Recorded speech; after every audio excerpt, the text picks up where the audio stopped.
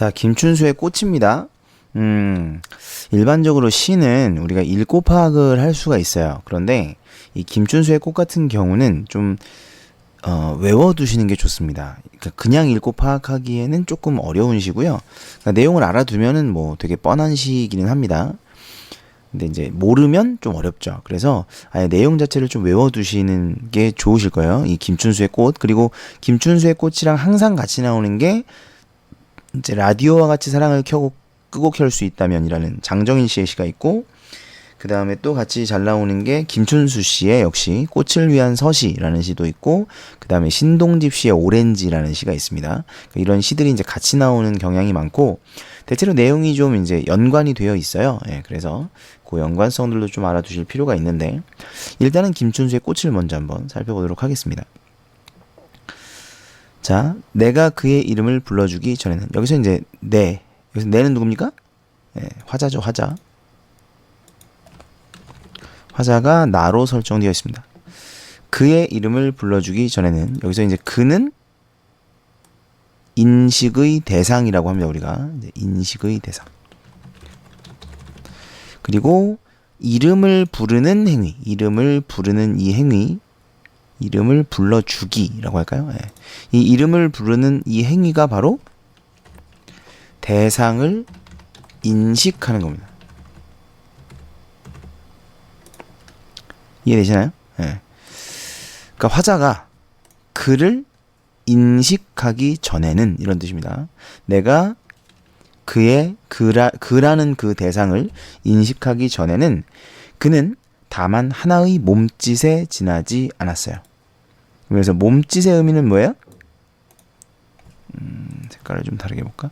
여기서 이 몸짓은 의미 없는 존재입니다. 의미 없는 존재. 그러니까 뭐뭐에 지나지 않았으니까 의미가 없다는 얘기죠. 그죠? 그러니까 내가 그를 인식하기 전에는 그는 나에게 의미가 없는 존재였다. 이런 뜻이에요. 이연을 보시면, 그런데 내가 그의 이름을 불러주었을 때, 그러니까 이름을 부르는 게 뭐냐면 대상을 인식하는 거라고 그랬죠. 그러니까 그를 인식하기 전에는 그는 몸짓에 지나지 않았는데 내가 그를 인식했을 때, 이런 뜻이 되겠죠. 그는 나에게로 와서 꽃이 되었다. 여기서 꽃은 긍정적 의미겠죠. 네, 그래서 꽃은, 그러니까 이 꽃은 뭐예요?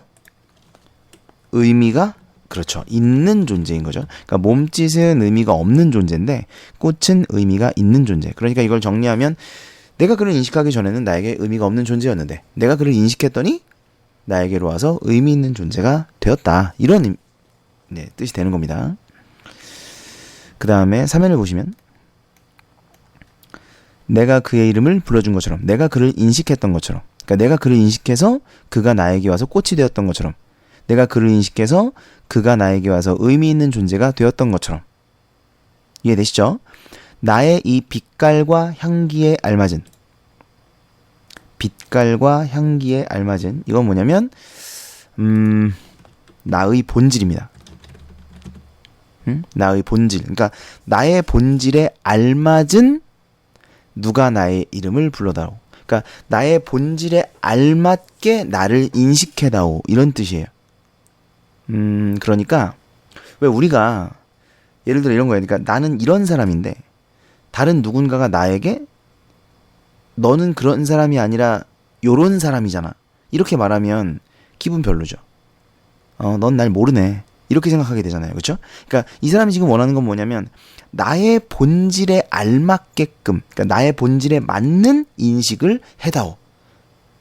그러니까 쉽게 말하면 날 좀 알아줘. 나라는 존재, 나의 본질을 좀 제대로 알고 나를 인식해줘. 이런 의미인 겁니다.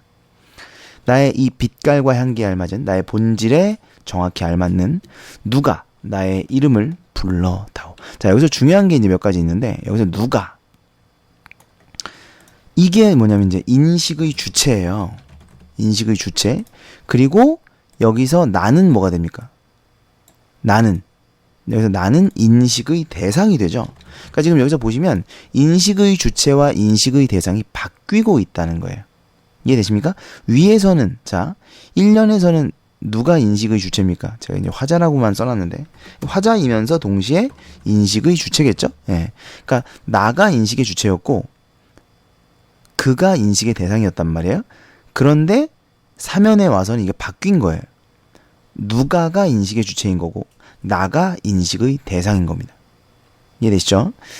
그러면 누가 나를 나의 본질에 알맞게끔 인식해 준다면 그에게로 가서 나도 그의 꽃이 되고 싶다. 그래서 꽃이 뭐였어요? 의미 있는 존재였죠. 그래서 나도 그에게 의미 있는 존재가 되고 싶다. 됐습니까? 자, 그 다음 보시면 우리들은 모두 무엇이 되고 싶다. 자, 사면에서는 내가 그의 꽃이 되고 싶다 그랬어요. 그렇죠? 내가 그의 꽃이 되고 싶다. 그런데 이게 사연으로 넘어오니까 갑자기 우리들은 모두 무엇이 되고 싶다로 확장이 되는 건데요. 여기서 그러니까 무엇은 사실 꽃과 동일하게 의미 있는 존재. 그런데 사면에서는 누가 의미 있는 존재가 되고 싶었죠? 나가 의미 있는 존재가 되고 싶었는데 이게 지금 여기서는 우리로 확장되고 있는 거예요. 이해되십니까? 네. 나에서 우리로. 그래서 나는 그의 꽃이 되고 싶다. 그런데 나만 그런 게 아니라는 거예요. 나만 그런 게 아니라 우리는 모두 그렇다는 겁니다. 우리는 모두 누군가에게 무엇이 되고 싶다. 의미 있는 존재가 되고 싶다. 나는 너에게, 너는 나에게 잊혀지지 않는 하나의 눈짓이 되고 싶다. 그러니까 여기서 눈짓도 뭐겠어요? 의미 있는 존재. 됐습니까? 그래서 지금 똑같이 체크했죠? 의미 있는 존재, 꽃, 무엇, 눈짓 이렇게 전부 다 의미 있는 존재입니다. 이제 이건데 일단 이제 내용을 좀 정리를 해볼게요. 이 시를 뭐라고 하냐면 이제 의미론 또는 뭐 인식론이라고 표현을 합니다. 의미론, 인식론, 뭐 존재론이라고도 하고요. 그러니까 이건 뭐냐면 인간이란 이렇다예요. 인간이란 이렇다. 특히 그러니까 사람들은 다른 사람이 나를 어떻게 평가하는가를 굉장히 중요하게 생각합니다. 그 이유는 뭐냐면 다른 사람에게 의미 있는 존재가 되고 싶어하는 어떤 본능적인 그런 특성을 가지고 있기 때문이에요. 이해되십니까? 내가 사랑하는 사람이 있으면 그 사람에게 나라는 존재가 가치 있는 존재였으면 좋잖아요.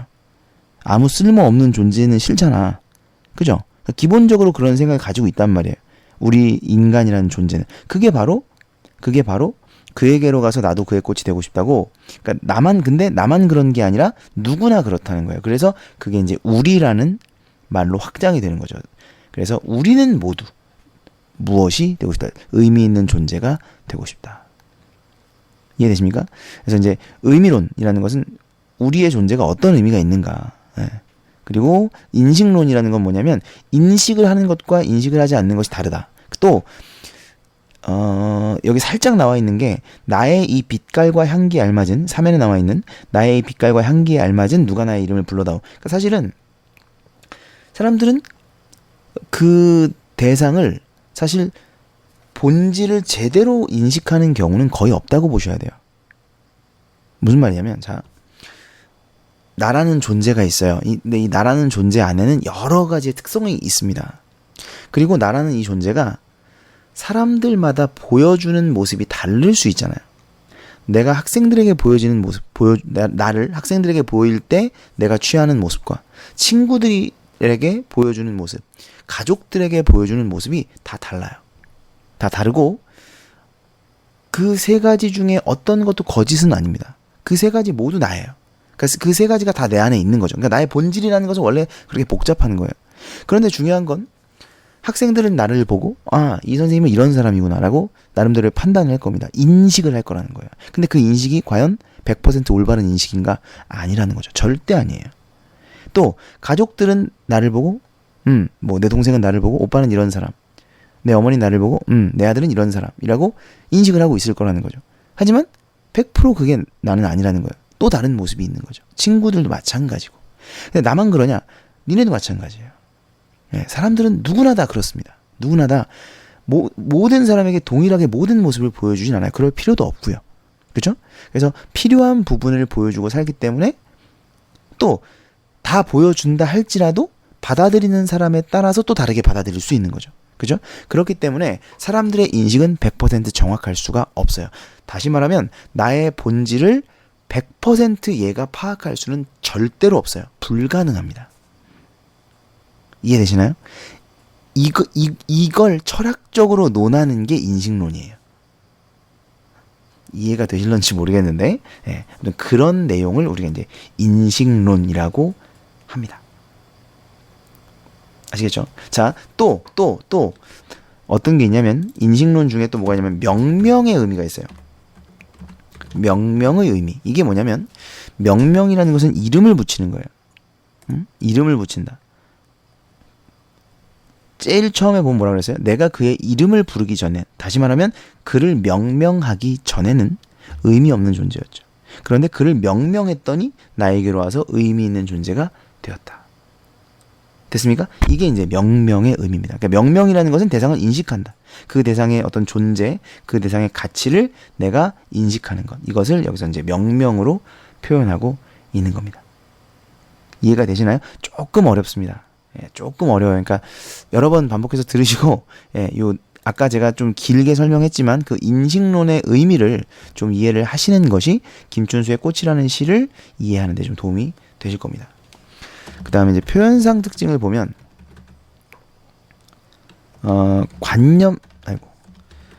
관념을 구체적 이미지로 형상화하고 있습니다. 뭐요? 꽃이죠, 꽃. 그죠? 꽃. 그러니까 꽃이 뭡니까? 의미 있는 존재. 그렇죠? 네, 의미 있는 존재. 관념이죠. 의미 있는 존재라는 것 자체가 관념이에요. 의미가 있다 없다 이런 거. 그런데 그것을 꽃. 그다음에 또 뭐 있어서 아까 뭐죠? 몸짓 뭐 이런 말들 이런 것들을 통해서 이제 형상화하고 있다 이거예요. 몸짓은 의미 없는 거구나. 네, 아무튼. 그다음에 이제 두 번째는 특정 시구를 반복하면 뭐예요? 운율 형성, 그렇죠? 네, 기본입니다. 이거는 운율이 형성되고 의미가 강조되죠. 네. 반복은 항상 똑같아요. 반복이 되면 운율이 형성되고 의미가 강조됩니다. 됐죠? 네, 이 정도 아시면 되겠습니다. 자, 제가 요거 필기를 좀 빼먹었네요. 네, 명명의 의미를 무엇으로 볼 것인가. 여기서는 이제 대상을 인식하는 거죠. 네, 인식으로 보시면 됩니다. 네, 명명의 의미는 인식이다. 그래서 그 인식의 과정, 인식의 의미 이런 것들을 알아두실 필요가 있겠다. 그 다음에 김춘수의 꽃과 관련해서 이제 다른 시들 제가 아까 말씀드렸던 꽃을 위한 서시라든가 라디오와 같이 사랑을 꼭 켤 수 있다면 그 다음에 꽃을 위한 서시 이런 이제 오렌지 뭐 이런 작품들은 그것과의 이제 연관성은 그 시들을 강의하고 있는 그 파일들을 보시면 이제 거기서 제가 그 연결성을 이야기할 거예요. 그래서 아마 그것들도 같이 보셔야 되면 이제 그 연관성을 보고 싶으신 분들은 그 파일들을 좀 같이 보시기 바랍니다.